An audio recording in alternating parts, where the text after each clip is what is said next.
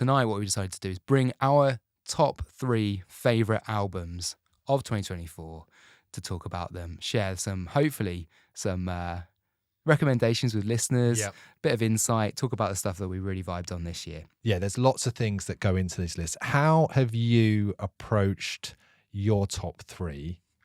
Like with that in mind, obviously we're a podcast. We haven't had to think about who we need to keep happy. We haven't thought about who are our friends in bands. Like we haven't had, there's lots of things we've not had to think about. Yeah. But how have you approached it? What's been your criteria when you've thought of your top 3? Well, you're absolutely right. These are ultimately, whilst we're saying best albums of the year episode, being all of this stuff that we just talked about is ultimately nonsense. The correct way of referencing it is these are our favourite albums of the year, because we can't. But that doesn't sound as good. good. Exactly, but you can't objectively say that one album is better than another, right? Like that's just no, it's insane. We know it's insane. Yeah, but it's all part of the fun of this. Anyway, I went back. I just looked at what I'd listened to quite a lot and used that as my launch off point to be like, it's not unusual for me to listen to an album once or twice and then move on. Like I just do that a lot. So if I've listened to it 5, 6, 7, 8 more times in the year, then I know that I do really like it. Then it's the album of the year. Yeah.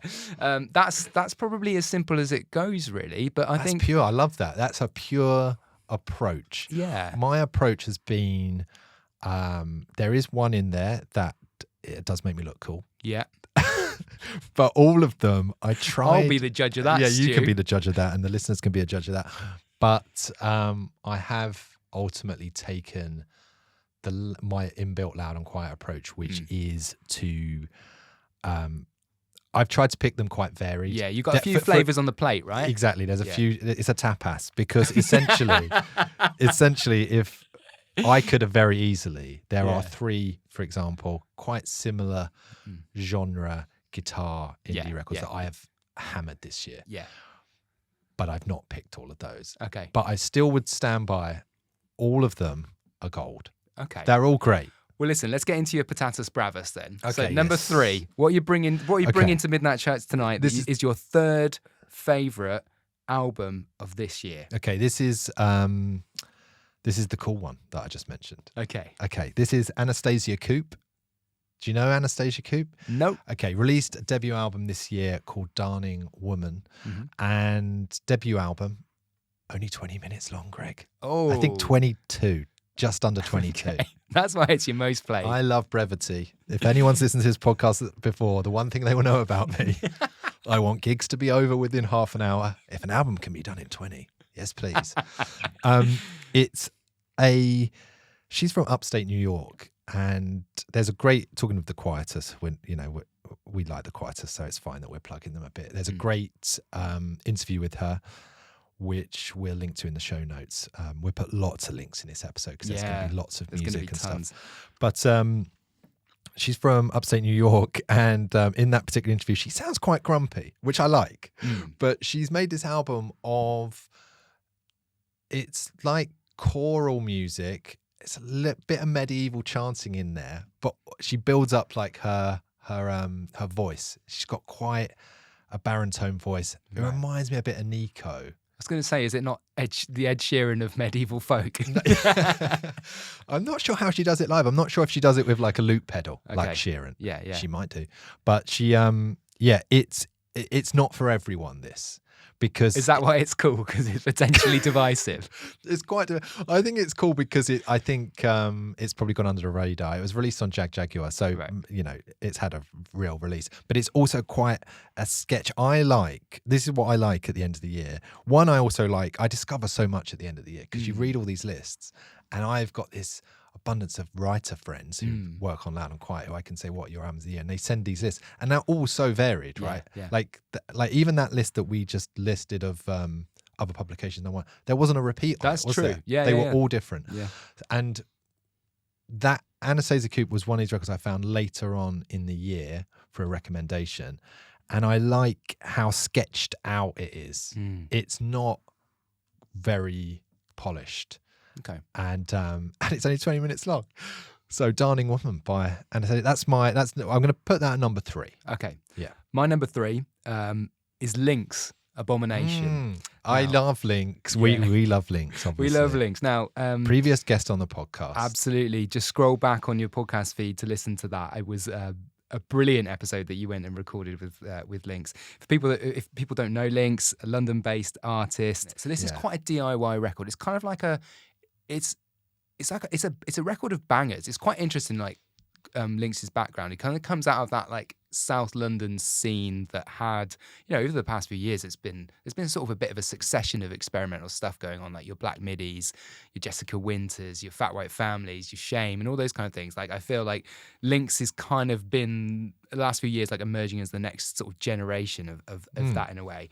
And I love this album. It's kind of like a DIY sort of club record, I suppose, in a way.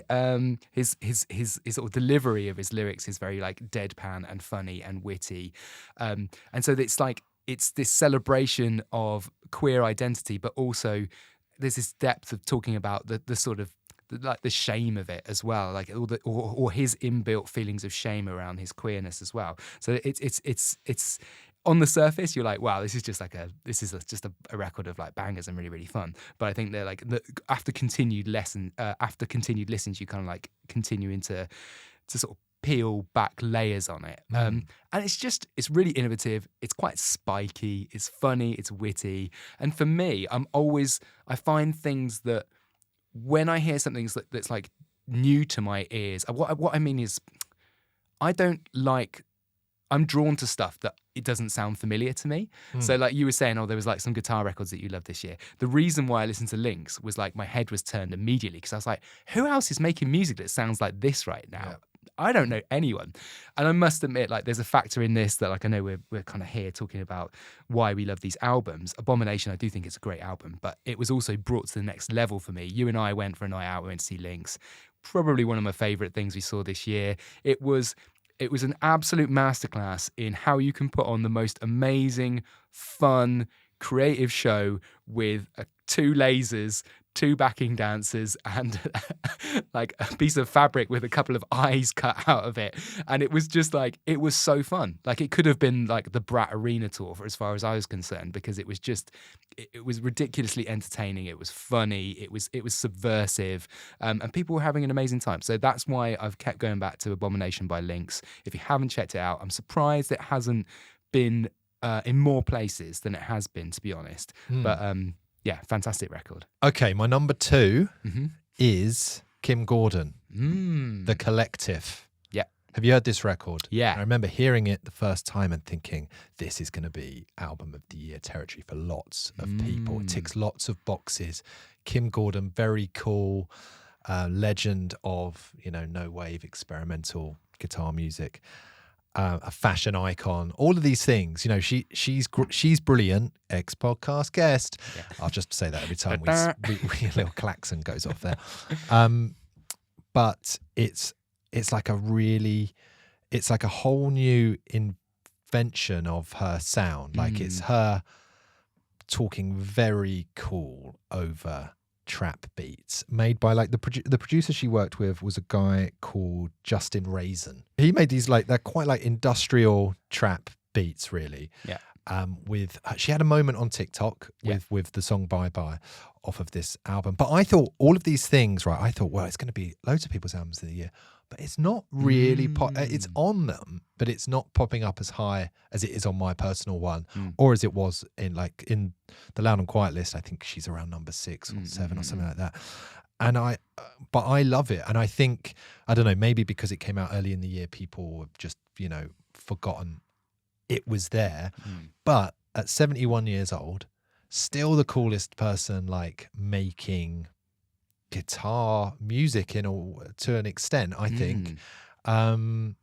Amazing, for her to just be like, okay, this is the new record. I love it. It's just very, very cool. My second choice is Fine Art by Kneecap. Yes. This is an album that came out in the middle of the year, back in June.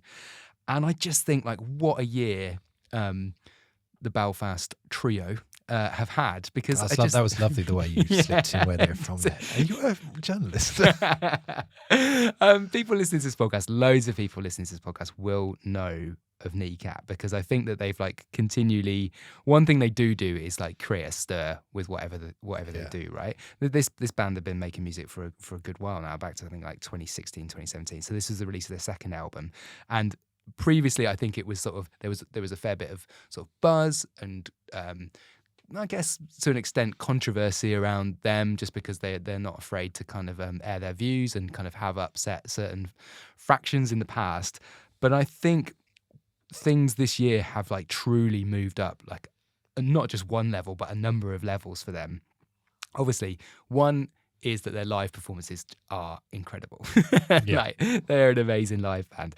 But this album, which I know Todd Lattie, again, previous guest on the podcast, ding, you'll have to scroll back a long way to hear that one, helped produce. I just think musically it was really, really exciting. And just I think that, again, a bit like the Lynx record, I was drawn to it because I didn't really feel like there was anything else in its orbit that was doing something similar this year. I can't believe it didn't get a Mercury nomination. No, I know. Well, I said it at the time, didn't I? I was like, what? My album of the year, I love just as much as Brat, and I've listened to it. It probably is my most listened to album of the year, and it is My Light, My Destroyer by Cassandra Jenkins, previous Midnight Chats guest. This record is a very literal indie rock record in many ways. Lyrically, there's no mystery about what she's singing about. It's very direct. Her previous albums have been like that as well, and that's what I love about Cassandra Jenkins. She just tells it like it is, in quite a poetic way. It's an album that, Merry Christmas everyone, is about a lot of being lonely. But it's also quite cosmic. There's a lot of like cosmic stuff in there. But so this album never was, we spoke about this on the podcast with her, but this album was never going to be made because her last album, which is also incredible, called An Overview of Phenomenal Nature, was going to be her last record. She only made that record to get through a tour that she didn't really want to do, and then she was going to quit music, and then that album became like an indie sleeper hit. Yeah. Which allowed her to make this record through a new album deal on a big label, on Dead Oceans. So, but because of that, you can tell she's got lots of sort of sweeping strings in it, and it's just great. My album of the year is Aurora's What Happened to the Heart. Yeah, speaking very personally, a lot of what's happened in this year, 2024, has left me quite despairing about humans, right? And about the state of the world. And I don't know what you're talking about. Yeah, let's list a few of those, shall we? The rise of populism, continued wars, death and destruction in the Middle East, Europe, Africa, the failure of the most powerful people in the world to address our biggest shared problems, from climate breakdown to the rollout of technology like AI, right? We're not in a good place, are we? It's the most wonderful time of the year. And sometimes, I am fun when we switch off the mics, I promise. Sometimes there is a piece of art that just meets you in the place of how you feel in that moment. And that's why this is my favourite album of the year, because it's called What Happened to the Heart. The story of the album is basically Aurora's she's asking that fundamental question. She's looking out at the world going, what happened? How did we get here? How did we get to the place where Elon Musk is firing a Tesla into space? How did we get to the place where, there is kind of unchecked, there's like genocide happening in the world, and and there's paralysis in terms of action around that? How do we get to a place where Donald Trump is like voted back into the White House? Like, it's, when you're just kind of like thinking like, well, how did we get here? And that is the core question that sits at the very center of this album. Like, what happened to the heart of humans? Because like, this just seems like, where are we headed, really? And so, yeah, that's why this just completely resonated with me. It's not an artist like, I mean, I really like Aurora's stuff. It's not like I've kind of, loved all of her work all the way through or anything like that. But it's just that this album met me in the right place at the right time.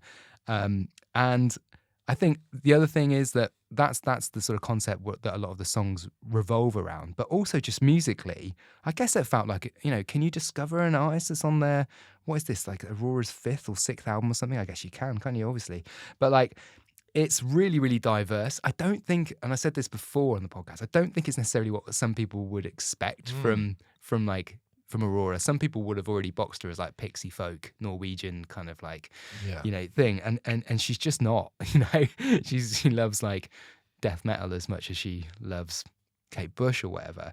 And so there's just real diversity on there. There's like stadium pop songs like Some Type of Skin, right through to like 70s disco inspired stuff. There's a track on there called Do You Feel?